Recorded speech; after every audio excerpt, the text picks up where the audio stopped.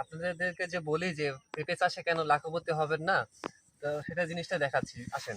এই যে পেঁপে দেখেন, এই গাছটাতে কত পরিমাণে পেঁপে ধরে আছে। এই ফলগুলো আমরা কিন্তু এখন হারভেস্ট করে দিব, আর হারভেস্ট করে দেওয়ার পরে এই ফল বড় উপরে যেগুলো আছে ছোট, এগুলো কিন্তু 15-20 থেকে 20 দিনের মধ্যে বড় শেপের হয়ে যাবে।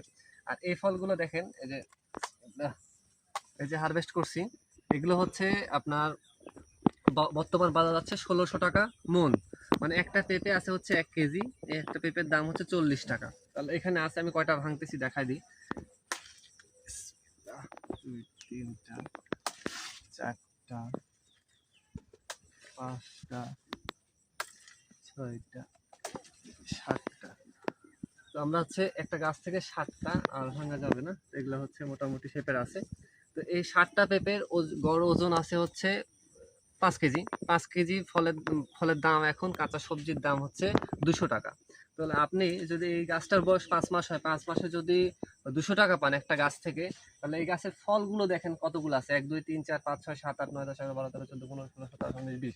এই 20টা ফল আমি হচ্ছে আরো 1 মাসের মধ্যে ভাঙতে পারবো। তাহলে 20টা ফলের বাজার মূল্য কত আসতেছে? 20টা ফলের বাজার মূল্য আসতেছে মোটামুটি হচ্ছে 15 কেজির দাম আসতেছে হলো 300 টাকা। তাহলে সর্বনিম্ন বাজার যদি 1000 টাকা কেজিও ধরি, তাহলে 300 টাকা, 300, আর এখানে পাইলাম কত, 200। এগুলো ফল কিন্তু বিক্রি হয়ে গেছে অলরেডি, মানে বিকালে এসে ভেঙে নিয়ে যাবে। আমি ভাঙলাম শুধুমাত্র